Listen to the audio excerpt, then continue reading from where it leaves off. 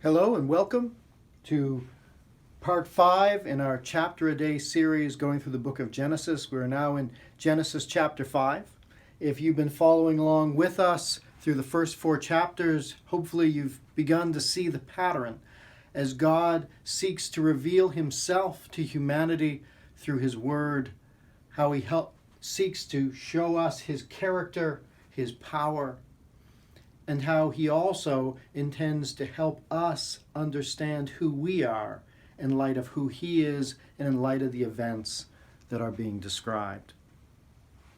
When we come to Genesis chapter 5, we reach one of those points in Scripture that sometimes we shy away from. It's one of the genealogy passages where we're going to see a list of generations that connect us from the creation story and the fall story to the next major event which is recorded in Scripture, and that is the story of the flood. Now, it's important for us to understand when we read genealogies in the Bible that we're not reading them in the way that we would probably read a family tree or a genealogy today. In our Western mindset, usually a genealogy or family tree, it's all about the exacting detail of relationships and sequence to show the passage of time and generations. In the Bible, as in other ancient texts, when a genealogy is presented, it has more of an intended theme than simply showing connections between people. Often there will be significant people that are highlighted. So in an ancient genealogy, it may not go accurately through every generation. Some generations may be skipped if there's nothing significant about that generation in order so they can highlight another generation's individuals. So let's take a look now at Genesis chapter 5.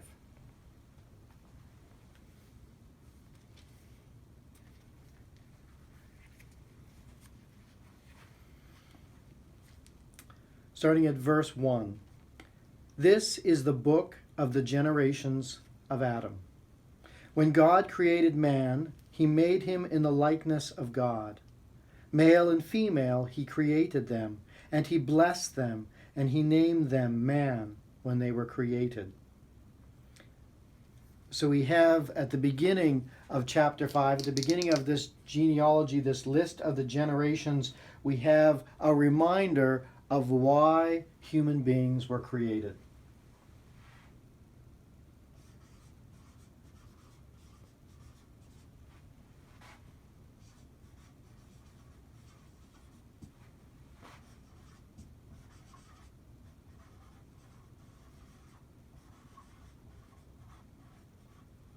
We were created to be image bearers. This was our purpose.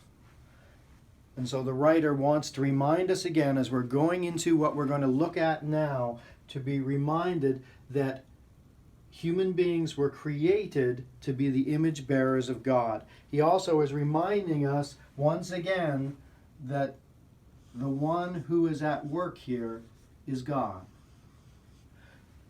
This will come up again and again because too often this is the thing that we lose perspective on. This is the thing, as we're facing other things in life, we become so human-centered that we forget that God is present and active. It's important as we look through the book of Genesis that we see that unlike those who have described God as the great clockmaker who created the universe, yes, he wound it up, he let it go, and he walked away to do something else.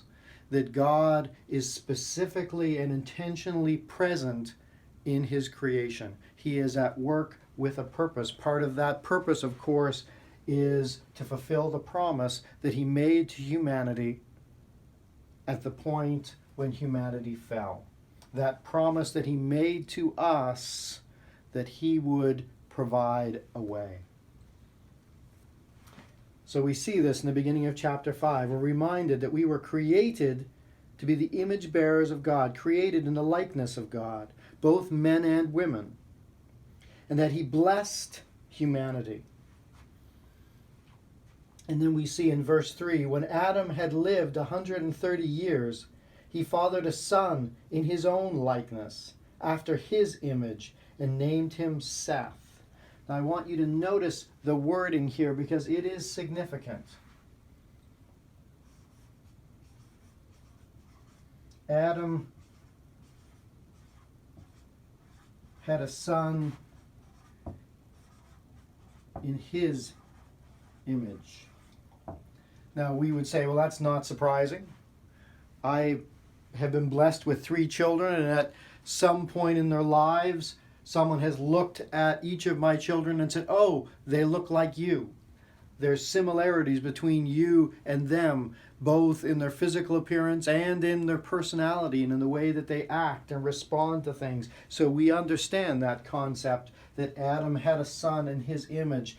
But there's something more here, because originally in creation, human beings were created to be the image bearers of God.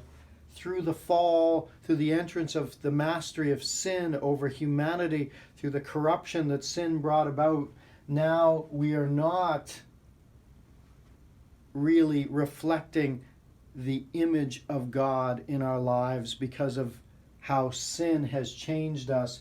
So his son, Adam's son, resembles Adam in his sinful state.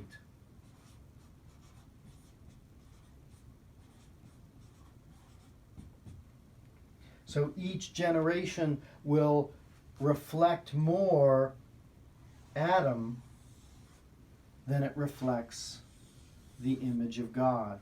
We are tainted, we are broken by sin.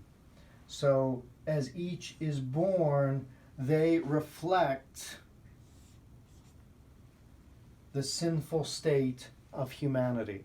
So each of us, as we enter into the world, we are already corrupted and dead in our trespasses and sins. So we see that expressed here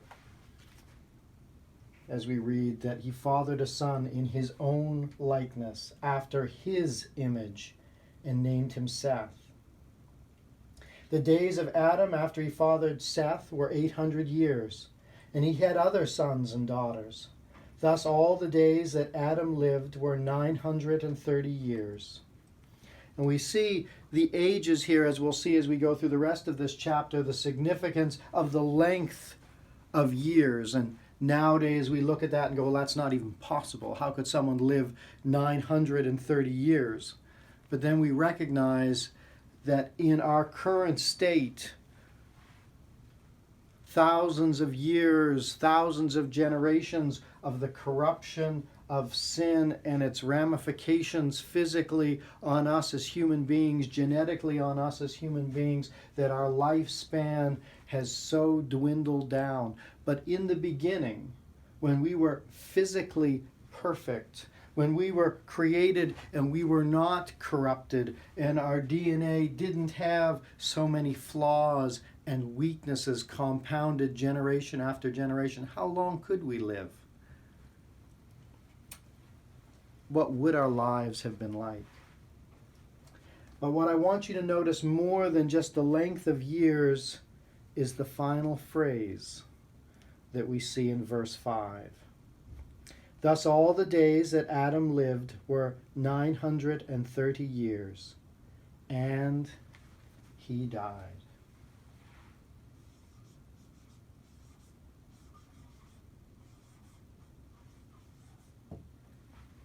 God had said, if you eat from the fruit of the tree of the knowledge of good and evil, you will surely die.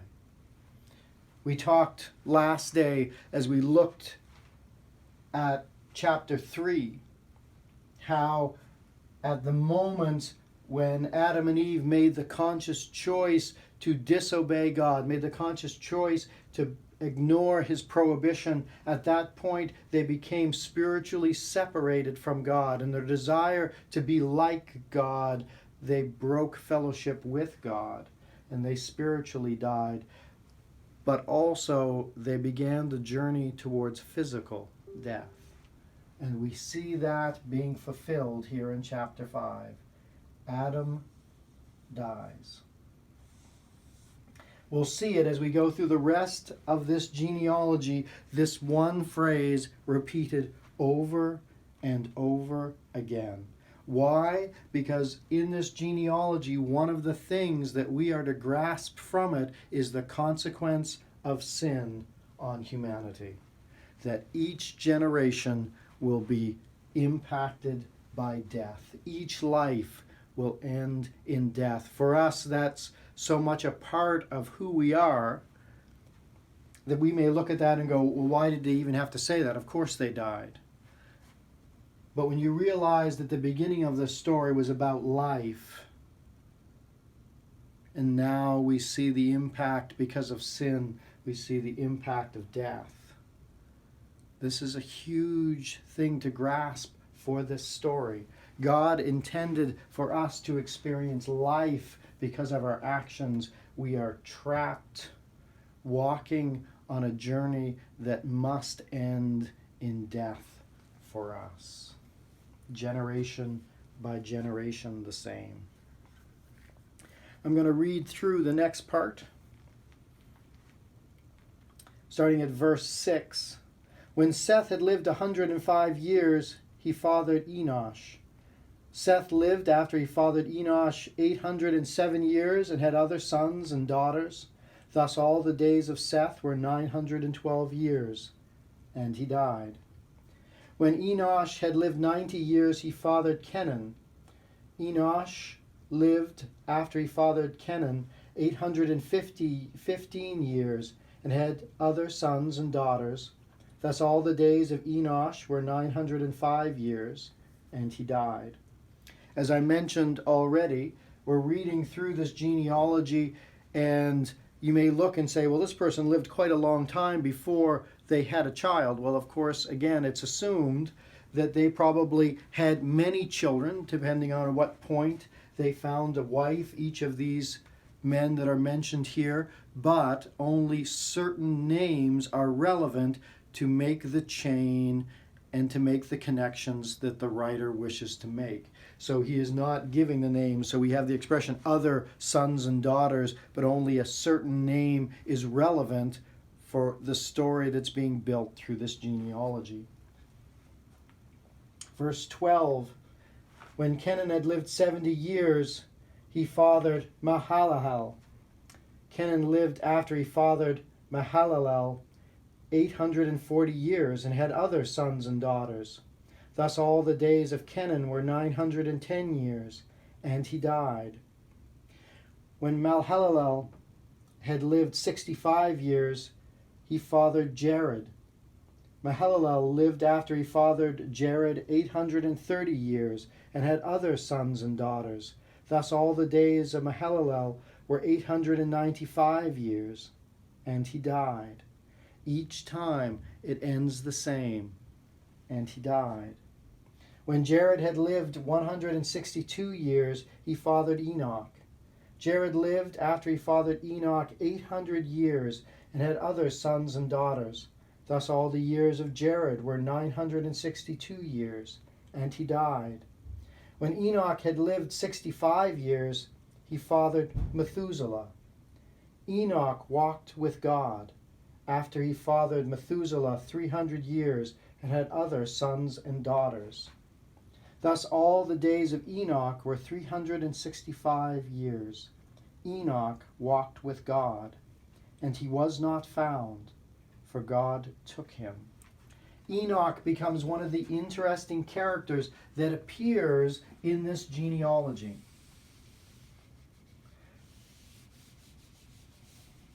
As we see the list of names, as we follow this chain of people, we encounter the character Enoch. What makes Enoch interesting is the phrase that is used describing him. And each person, we're told of their lifespan, and at a juncture when they had a particular offspring, and the rest of their lifespan beyond that point, how long they lived all together, and the fact that each would die. But when we come to Enoch, we encounter the phrase,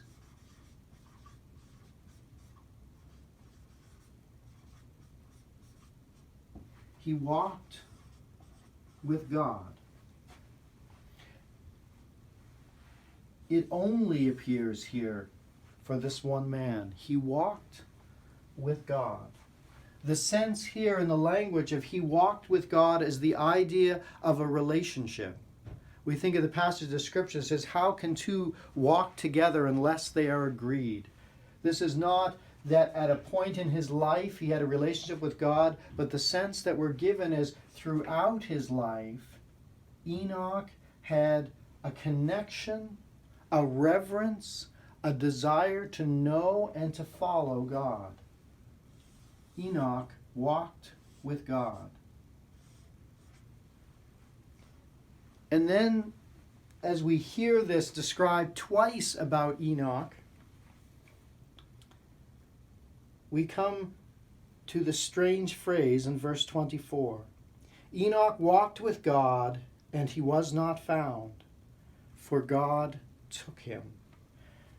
This jumps out in stark contrast with the pattern that we've seen going through chapter 5, where we hear, and he died, and he died, and he died. And then we meet this one man, and we're told in his description that he walked with God. And then there is the phrase that he was not found, for God took him. There is a sense here that because of his faithfulness to God, because of his relationship with God, because of his desire to know God, that he was spared death. That he was translated into the presence of God. Enoch did not die.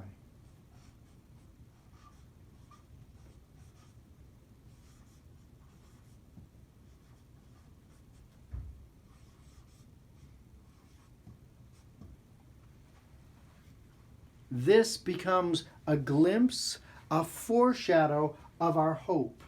As we read in this genealogy, generation after generation, each individual ending with the phrase, and he died, that reinforcement again and again of the curse that has come upon man because of his sin, physical death, which is a picture of the spiritual death which has already taken place, and a foreshadowing of the eternal death that awaits those who are not in fellowship with God. We meet this man who walked with God, who had a relationship, who had a trust in God, who knew who God was, and God preserves him from death. This is a small foreshadowing of what is to come. See, we're building a story, but we're also understanding a promise. In Genesis chapter 3, we saw that glimpse as God speaks to the serpent. As God judges the serpent, he talks about one who will come as the seed of the woman, one who will be born of a woman, and his role will be to crush that one who is a picture of the power of sin. Now we have this picture here of one who walked with God, and because he walked with God, he did not die. That there is a hope that God is beginning to reveal to us piece by piece by piece as he lays out his story for us. When Methuselah had lived 187 years, he fathered Lamech. Methuselah lived after he fathered Lamech 782 years and had other sons and daughters. Thus all the days of Methuselah were 969 years, and he died. It's important when we look here at some of the names as well, because some of the names have significance.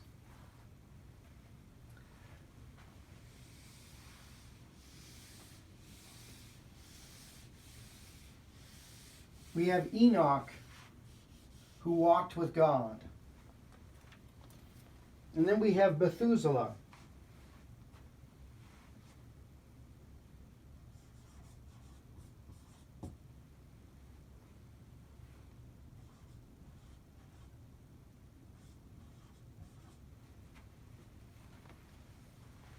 Methuselah's name in Hebrew means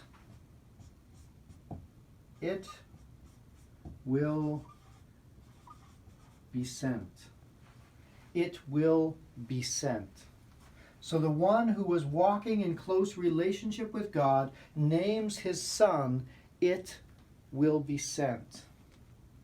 And it's significant if we look at the years of life that we have recorded in this chapter, in this genealogy, we see that Methuselah, of course, is said to have lived for 969 years.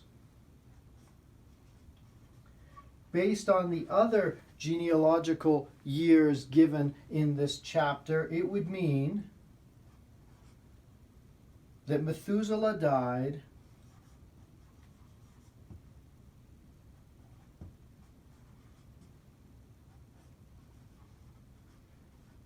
in the year of the flood, which we will encounter as we move into the next chapter, that Methuselah died in the year of the flood. That Enoch, in naming his son, was also speaking prophetically of the judgment that God would need to bring upon the world. Something is going to be sent. It also can be a foreshadowing again of the promise. So this is viewed often to have a twofold purpose. It is both speaking of judgment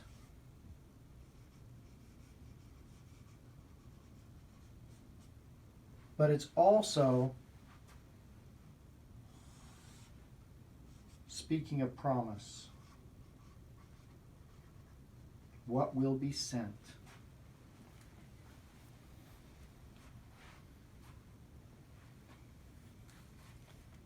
When Lamech had lived 182 years, verse 28, he fathered a son and called his name Noah. Noah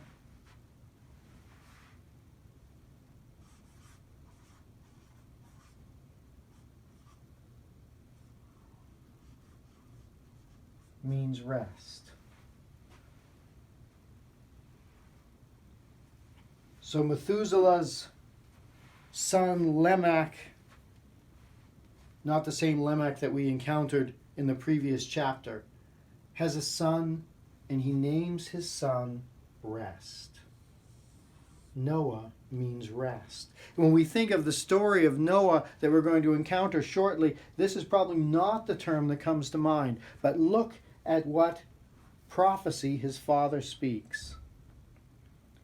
Out of the ground that the Lord has cursed, this shall bring us relief from our work and from the painful toil of our hands. Out of the ground that the Lord has cursed, this one shall bring us relief from our work and from the painful toil of our hands. Some have said that the probably initial meaning of this was simply the fact that Noah, of course, would grow up to be a man who would take over the work that his father Lamech had to do in trying to produce food for his family. Therefore, he would give rest to his father by taking over the care of the household. And that's probably a very reasonable understanding of the initial import of the name, Noah, meaning rest. But of course, we look at Scripture and we know that there is more to that. We actually see several things coming out of this. As we'll go through the flood account and make reference to it later, after the flood, God removes the curse from the ground that he had placed upon the earth because of man's rebellion in sin. So there is that sense that part of that curse was removed, but of course it's always looking to a greater rest. Looking to the ultimate rest. Who is the one who will bring us rest?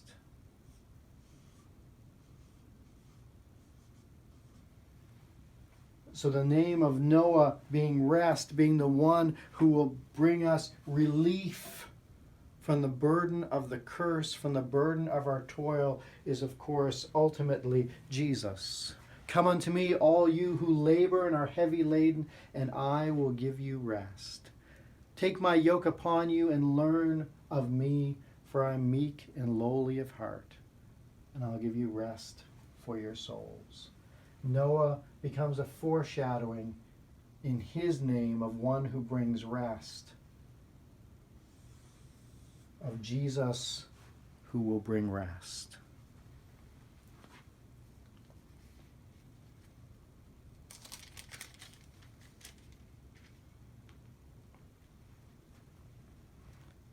Lamech lived, verse 30, after he fathered Noah 595 years and had other sons and daughters.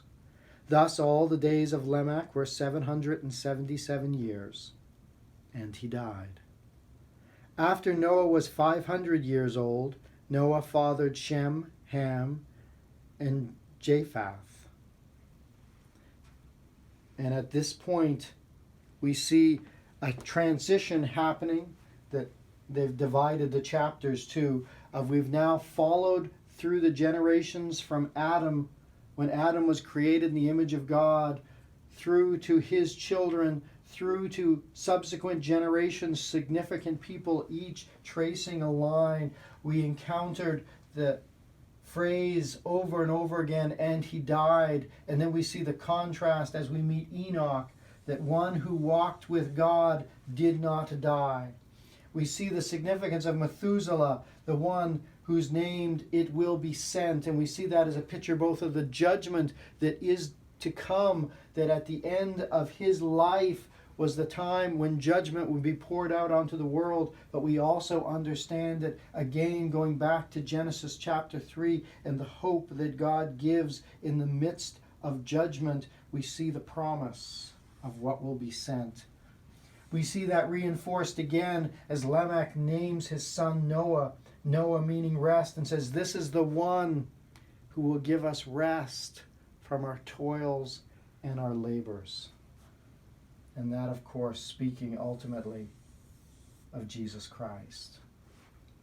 I hope you meditate on this. I hope it helps you look at this genealogy a little differently and not just a list of names and lifespans, but it causes you to think about the message that God is building through his word step by step.